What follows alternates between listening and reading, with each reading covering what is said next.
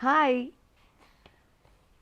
So today I thought that I would do a read aloud story with all of you. Okay? So let's begin. So this is from the 6 o'clock Tales by Enid Blyton. The title of the story is The Cold Snowman. It happened once that some children built a great big snowman. You should have seen him. He was as tall as you, but much fatter, and he wore an old top hat, so he looked very grand. On his hands were woolen gloves, but they were rather holey. Down his front were large round pebbles for buttons. And round his neck was an old woolen scarf. He looked really very grand indeed.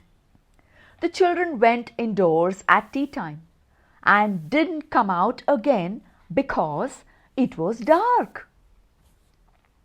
So the snowman stood all alone in the backyard, and he was very, very lonely.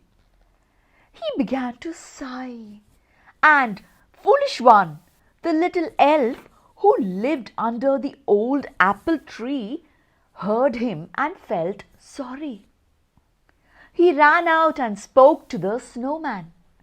"Are you lonely?" he asked. "Very," answered the snowman. "Are you cold?"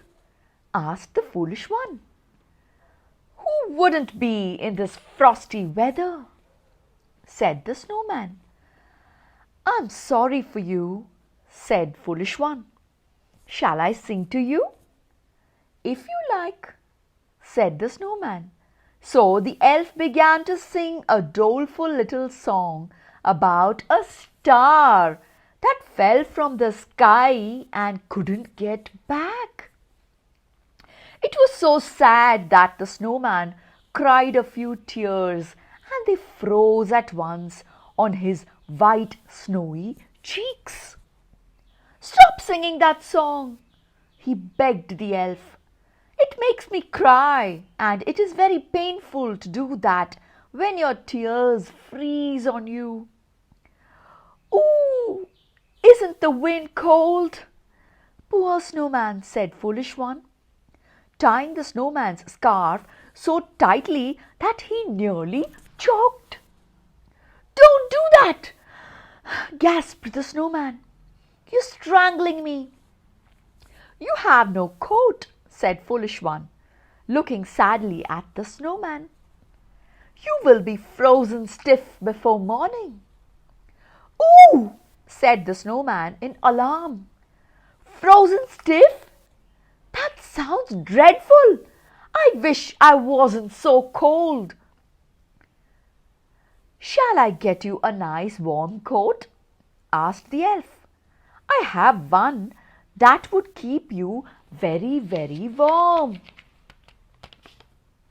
and cozy."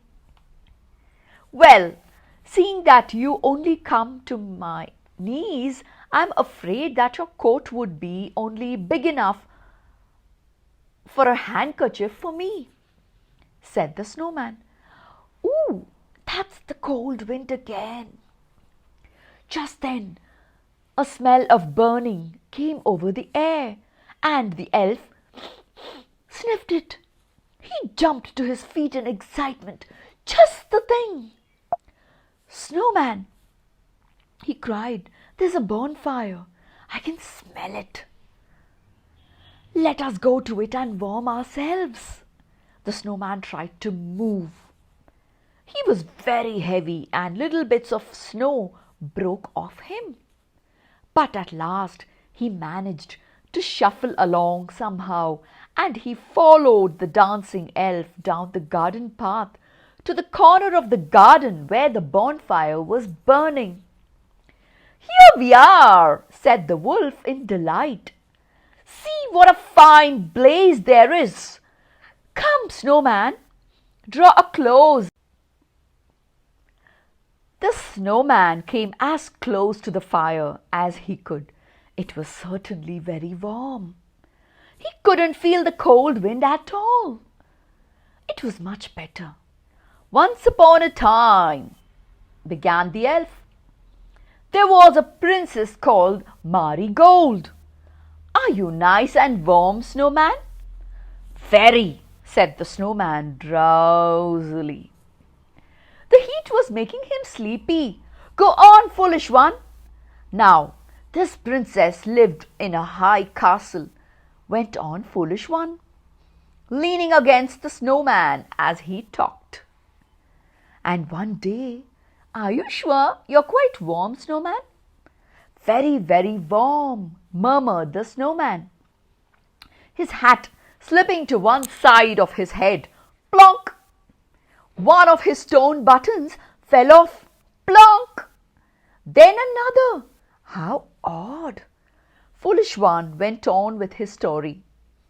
It wasn't very exciting, and Snowman hardly listened. He was so warm and sleepy. Foolish one suddenly felt sleepy too. He stopped in the middle of the tale and shut his eyes.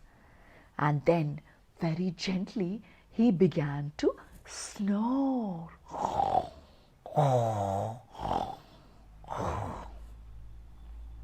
He woke up with a dreadful jump, for he heard a most peculiar noise.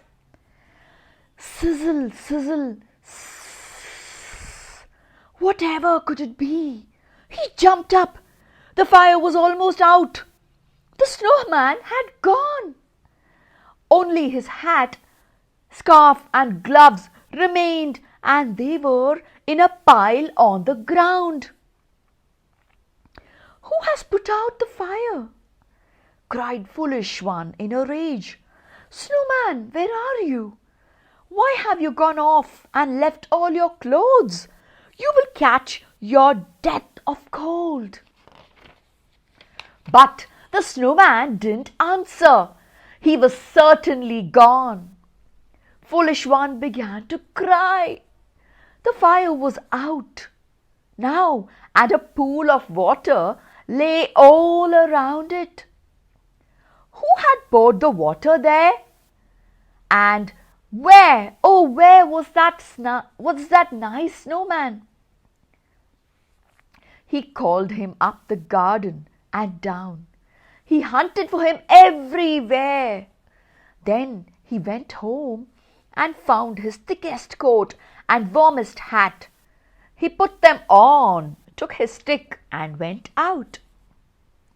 "I will find that Snowman if it takes me 1,000 years to do it," he cried.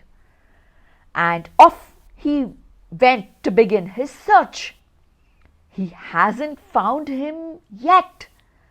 Poor Foolish One!